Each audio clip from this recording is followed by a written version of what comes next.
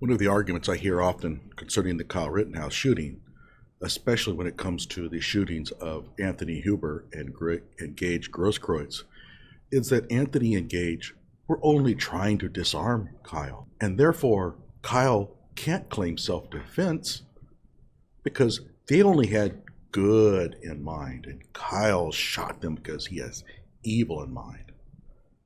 Wrong. We're going to look at the self-defense statutes in Wisconsin and dispel that notion entirely. Hello out there. I'm trying to get through. With his powerful brainwaves cradled in the warmth of reasoning, it's time for Johnnie Walker Dread to straighten you out on a thing or two. Emanating all the way from exciting Las Vegas, Oklahoma, it's the Johnnie Walker Dread Show. All right, so let's take a look. Now, I have another video that goes through all of the self-defense statutes in Wisconsin very thoroughly, including case law. And it's clear from those that Kyle Rittenhouse acted in self-defense. However, let's go ahead and read. Here, what we're interested in is, does the motive of the attacker, and by attacker I mean in this case Gage and Anthony,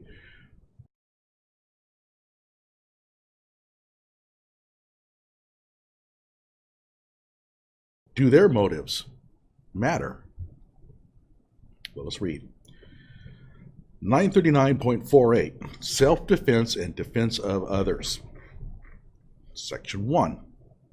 A person is privileged to threaten or intentionally use force against another for the purpose of preventing or terminating what the person reasonably believes to be an unlawful interference with his or her person by such other person.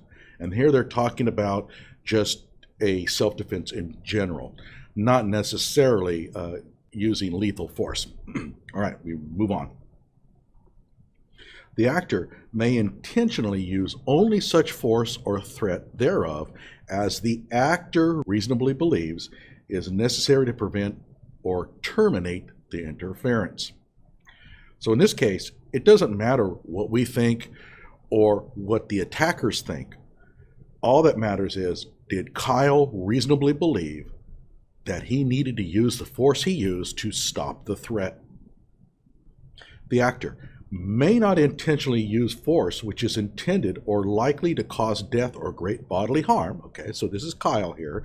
He used force that caused death and great bodily harm, unless the actor reasonably believes that such force is necessary to prevent imminent death or great bodily harm to himself or herself. Now, there are subsections here that deal with a threat to others. We're not going to worry about that. But here's what's important to understand. Nothing here says anything about the motive of the attacker. It's irrelevant. It says the actor may not use such force unless the actor reasonably believes that the force is necessary. So let me give you an example.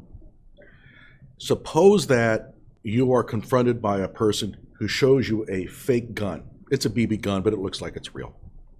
And you shoot that person in self-defense. It doesn't matter if they find out later that the gun was not real. All that matters is, did the person who shot the other have a reason to believe that his life was in imminent danger, or he faced great bodily harm?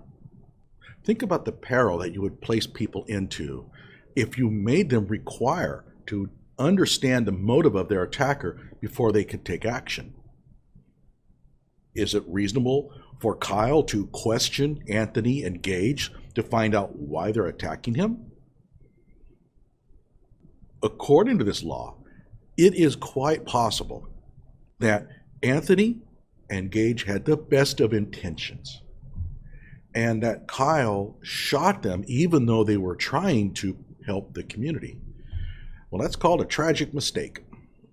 We make them. We sometimes do the thing that we think is right, and the consequences are unfortunate. That doesn't mean they deserve to die. It just simply means that they took an action that night that resulted in their death. They knew the gamble. They knew the odds. He is carrying an AR-15 rifle. He's already shot someone. He's also running to the police.